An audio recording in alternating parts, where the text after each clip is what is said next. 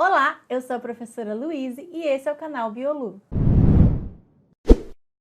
Na aula de hoje, nós vamos continuar a zoologia e estudaremos os dois últimos grupos de animais invertebrados, os artrópodes e os equinodermos.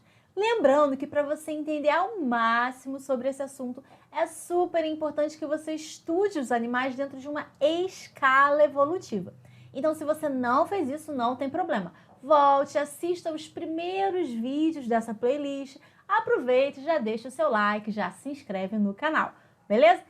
O grupo dos artrópodes é um grupo de grande diversidade de seres vivos. E apesar de já serem conhecidos mais de 1 milhão de espécies desses bichinhos, os especialistas acreditam que exista mais de 1 bilhão deles por aí. Aliás, a cada 3 espécies conhecidas, 2 são de artrópodes. E eles não ganham só no número de espécies, mas também na distribuição e diversidade, fazendo com que eles sejam um dos filos mais bem-sucedidos de todos os animais. Mas por que eles têm esse sucesso todo? Quais são as características anatômicas que permitem aos artrópodes viverem em praticamente todos os ambientes? Bom, os biólogos acreditam que esse sucesso todo dos artrópodes e a sua grande diversidade esteja relacionada ao seu corpo segmentado, ao seu exoesqueleto rígido e aos seus apêndices articulados. Embriologicamente falando, eles também vêm de embriões triblásticos e celomados. E, assim como já ocorria no grupo dos anelídeos, os artrópodes também possuem um corpo metamerizado, ou seja, dividido em segmentos e em metâmeros. Mas neles, esses metâmeros podem fundir durante o seu desenvolvimento, originando tagmas, como a cabeça, o tórax e o abdômen. Ou ainda, eles podem fundir 2 desses tagmas, como a cabeça e o tórax, formando o cefalotórax, estrutura presente nos crustáceos e aracnídeos. Esse corpo segmentado, ou seja, dividido em tagmas, auxilia na locomoção desse animal, assim como a presença de apêndices articulados, ou seja, com articulações. Apêndices esses que podem auxiliar em diversas funções, como na defesa, na alimentação, na locomoção, natação, antenas sensoriais ou ainda, dependendo do grupo, como acontece nos insetos, eles podem possuir asas.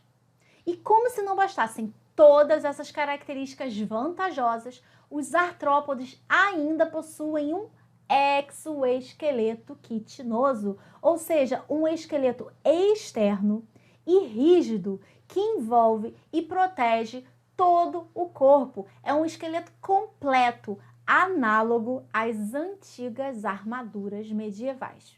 Mas esse exoesqueleto rígido e quitinoso traz consigo vantagens e desvantagens. Se por um lado ele protege o animal e evita a desidratação, uma adaptação muito boa para a vida no ambiente terrestre, por outro lado, ele não acompanha o crescimento do animal.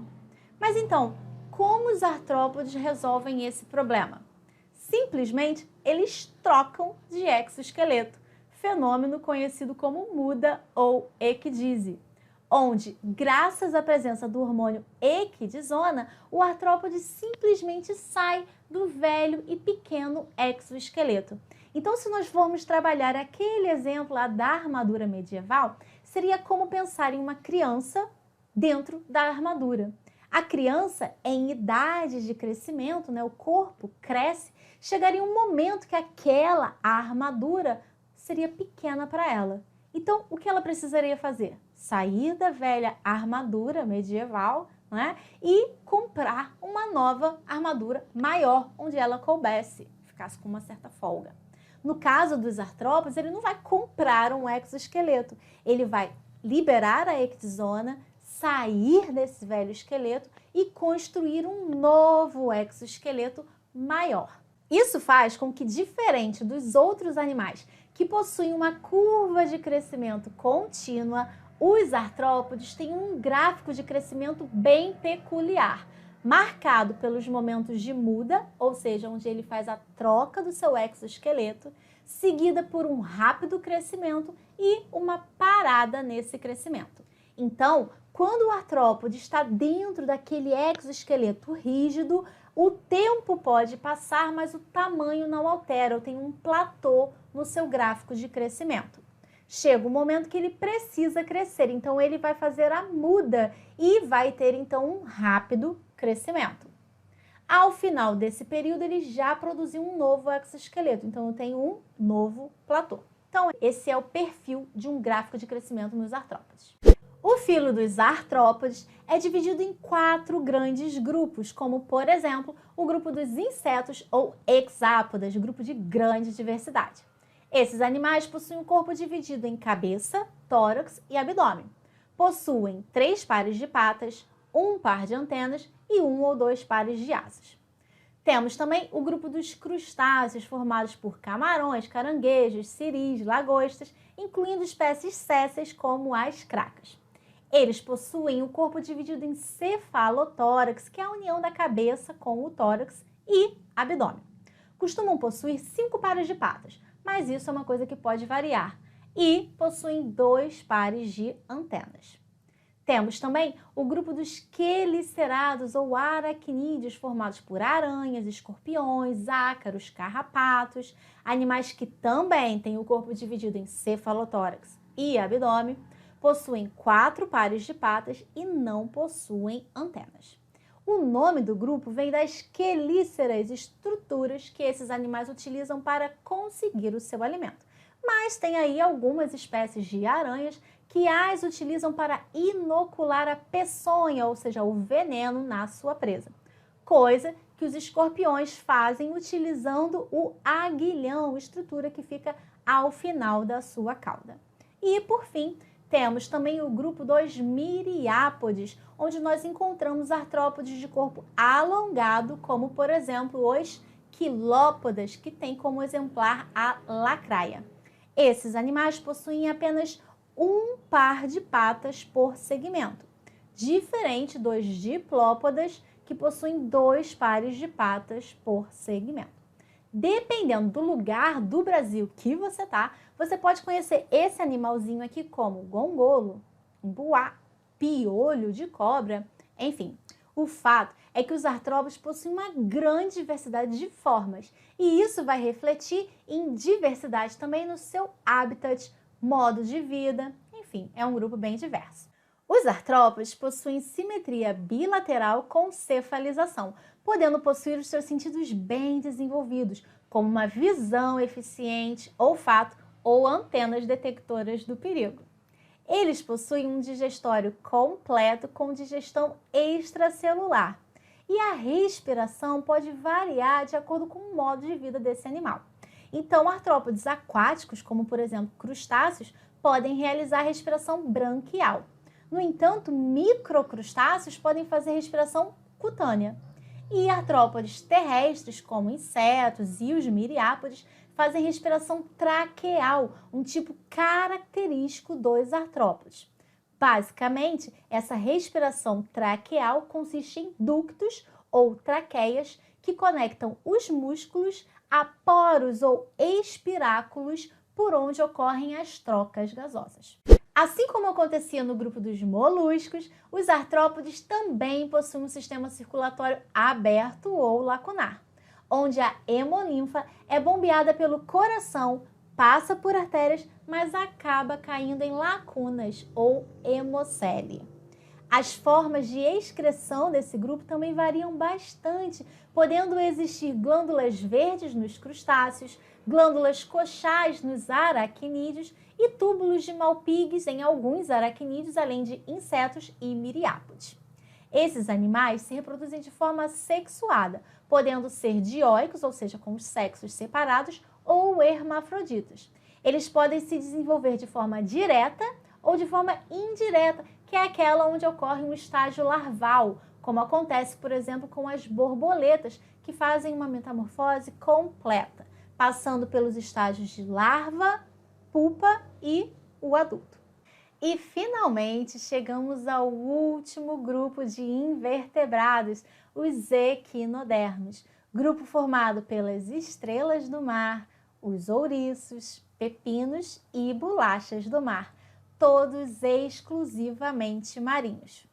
O termo equinodermo vem do grego, onde equino significa espinho e dermato vem de pele, ou seja, equinodermos são animais que possuem espinhos na pele. Quanto ao desenvolvimento embrionário, os equinodermos também são organismos triblásticos e celomados. No entanto, diferente dos outros animais, onde o blastóporo dá origem à boca, nos equinodermos o blastóporo vai dar origem ao ânus, fazendo com que eles sejam animais deuterostômios ou deuterostomados, o que é uma novidade evolutiva, já que nesse caso o ânus surge antes da boca. Nós dizemos que os equinodermos possuem uma simetria pentarradial ou radial secundária. Isso porque a larva desses animais possui uma simetria bilateral, mas quando ela se fixa no substrato, ela começa a crescer para os lados numa simetria radial ou pentarradial.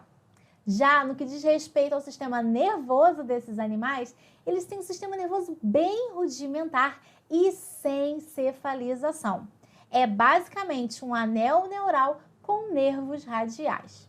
E, no que diz respeito ao sistema digestório, eles também possuem um sistema digestório completo com digestão extracelular.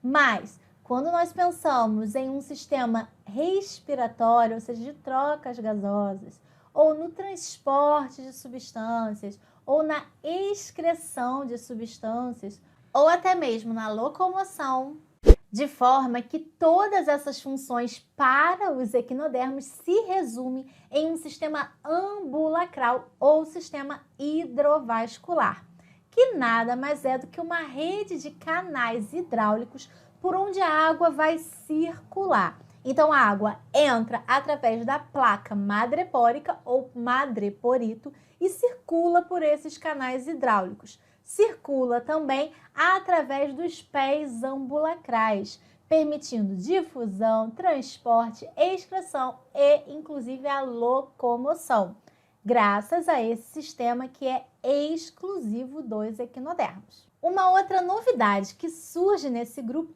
é o endoesqueleto, ou seja, um esqueleto interno que é, inclusive, de onde partem os espinhos que vêm a dar o nome ao grupo. E esses animais se reproduzem de forma sexuada. A maioria é dioica, ou seja, os sexos são separados, fazem fecundação externa e, como existe um estágio larval, nós dizemos que eles têm desenvolvimento indireto. Alguns equinodermos possuem ainda um considerável poder de regeneração, podendo regenerar um braço perdido ou até mesmo o corpo inteiro a partir de um único braço, desde que permaneça ali um pedacinho do disco central. E chegamos ao fim de mais um grande bloco do conhecimento. Nós estudamos os invertebrados. Foram 4 aulas. Na primeira, nós vimos os poríferos e os quinidários, como as medusas.